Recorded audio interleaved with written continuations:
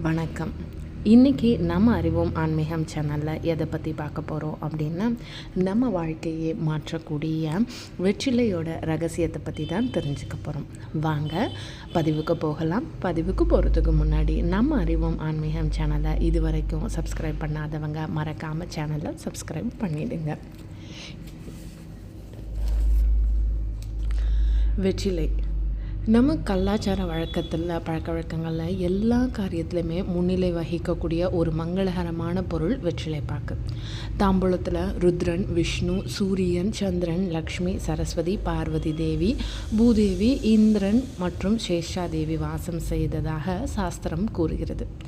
இப்போ நான் சொன்ன இந்த 11 தேவதைகளும் தாம்பூலத்தில் நித்திய வாசம் செய்கிறதுனால தான் இதனை பிரசன்னம் பார்க்க நம் முன்னோர்கள் பயன்படுத்தியிருக்காங்க. அதாவது தாம்பூல பிரசன்னம் அப்படின்னு சொல்லுவாங்க. வெத்தலை அப்படின்றது நோய் எதிர்க்கு நிறுத்து ஆற்றலை நம்ம உடம்புக்கு தருது. அதாவது 3 நிலைகளையும் சரியானபடி வைக்க தாம்பூலம் உதவி செய்கிறது அப்படின்னு சொல்லுவாங்க. அது என்னங்க 3 நிலை அப்படின்னா, நம்ம உடம்பில் இருக்கக்கூடிய வாதம், பித்தம், கபம் அப்படின்றவற்றை நமக்கு சரியான விகிதத்தில் கூடவும் இல்லாமல் குறையவும் இல்லாமல் சரியான அளவில் வைக்கிறதுக்கான காரணம் ஆயுர்வேதத்தில் சொல்லும்போது உடம்பில் இருக்கக்கூடிய இந்த வாதம், பித்தம், கபத்தை சரியான விதத்தில் வைக்கிறதுக்கு தான் இந்த வெற்றிலை அதாவது தாம்பூலம் உதவியாக இருக்குது. அப்படிப்பட்ட இந்த வெற்றிலையில் என்னென்ன பரிகாரங்கள் நம்ம கடவுளுக்கு செய்யும்போது நமக்கு என்னென்ன நன்மைகள் கிடைக்க போகுது அப்படின்றத பற்றின பதிவை தான் இன்றைக்கி நம்ம பார்க்க போகிறோம். அனுமனுக்கு உகந்த வெற்றிலை மாலை. வெற்றிலை மாலை அப்படின்னாலே நமக்கு அனுமனோட ஞாபகம்தான் வரும். அதாவது ராவணனால் சிறையெடுக்கப்பட்ட சீதை அசோகவனத்தில் தன்னை தரிசித்த அனுமனை அருகில் இருந்த வெற்றிலை கொடியின் இலைகளை பறித்து அனுமனின் தலையில் இட்டு வெற்றி பெற ஆசிர்வதித்ததாக ராமாயணத்தில் குறிப்பிட்டிருப்பாங்க. அதனால தான் அப்படி வெற்றிலை மாலையை நம்ம அனுமனுக்கு வழிபட்டு சாத்தி வழிபட்டோம் அப்படின்னா நமக்கு அனைத்து காரியங்களிலுமே வெற்றி ஜெயம் அப்படின்னு சொல்லப்படுது. வறுமை நீங்கி செல்வம் பெருக ஒரு எளிய பரிகாரம் அப்படின்னா என்ன பண்ணலாம் அப்படின்னா, இந்த வெற்றிலை கொடியை ஒன்று வாங்கி அதை நிலத்திலோ இல்லை ஒரு தொட்டிலையோ நட்டு அதற்கு முன் 3 5 ரூபாய் நாணயங்களை போட்டு சிறிது மஞ்சள் மற்றும் குங்குமம் ஆகியவற்றை போட்டு வெற்றிலை கொடியை நட்டு தினமும் நீர் விட்டு வாங்க. கொடி வளர வளர பண தேவைகள் குறைந்து பண வரவு உங்களுக்கு ஜாஸ்தியாகும். இது வறுமை நீங்க வெற்றிலையை வச்சு செய்யக்கூடிய ஒரு பரிகாரம். அதே மாதிரி திருமணத்திற்காக காத்திருக்கக்கூடிய ஆண் பெண் என்ன பரிகாரம் செய்யலாம் அப்படின்னு பார்த்தீங்க அப்படின்னா, ஒரு வெற்றிலையில் உங்களுக்கு விருப்பமானவரோட பெயரை எழுதி கடவுளோட வேண்டிக்கிட்டு அதை தேன் பாட்டிலில் போட்டு வச்சுருங்க. இதை நீங்கள் தொடர்ந்து செஞ்சுட்டு வர கண்டிப்பாக நீங்கள் விரும்பிய வரன் அமையும். உங்களுக்கு ஏதாவது ஒரு காரியத்தில் வெற்றி பெறணும் அப்படின்னு நீங்கள் நினச்சிங்க அப்படின்னா காலையில் வெற்றிலையில் தேன் தடவி ஒரு 24 நிமிஷம் கழித்து வெறும் வயிற்றில் அதை மென்று சாப்பிட்டு வந்தாலே நீங்கள் ஒரு வேலைக்காக போகக்கூடிய, அதாவது இந்த வேலை நடக்கணும்னு நினச்சிக்கிட்டு போகிற காரியம் கண்டிப்பாக வெற்றி அடையும்.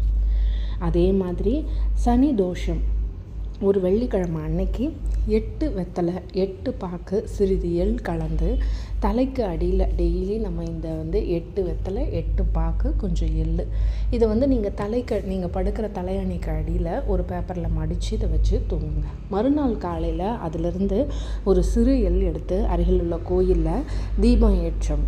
மீதி இருக்கிற எல்லை அரிசியில் கலந்து சாதம் சமைச்சு காக்காய்க்கு வச்சு மீதியை சாப்பிட்டா சனி தோஷம் விலகும்.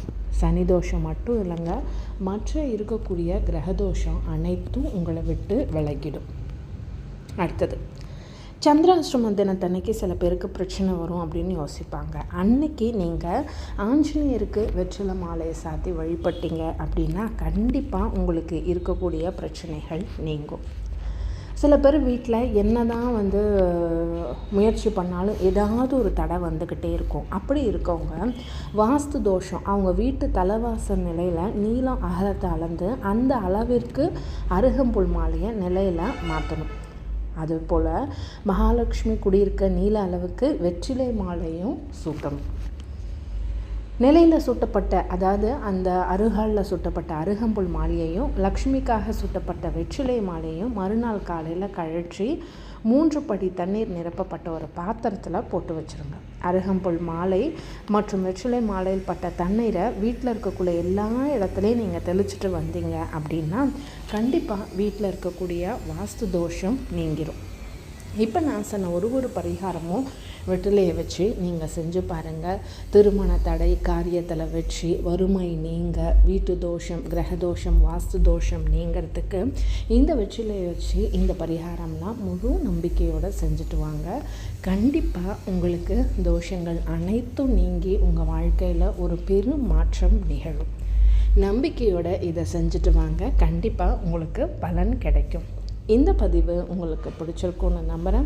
பதிவு பிடிச்சிருந்துச்சு அப்படின்னா மறக்காமல் நம்ம அறிவோம் ஆன்மீகம் சேனலை லைக் பண்ணுங்கள், கமெண்ட் பண்ணுங்கள், ஷேர் பண்ணுங்கள் அண்ட் மறக்காமல் சப்ஸ்கிரைபும் பண்ணுங்கள். அடுத்த ஒரு பதிவில் அடுத்த ஒரு ஆன்மீக தகவலோடு நான் உங்களை சந்திக்கிறேன். வாழ்க வளமுடன். உங்களுக்கு ஏதாவது ஆன்மீக தகவல் வேணும் அப்படின்னு நினச்சிங்கன்னா எனக்கு கமெண்ட் பண்ணுங்கள். எனக்கு தெரிஞ்ச அளவுக்கு நான் அடுத்த பதிவில் நான் சொல்கிறேன். நன்றி.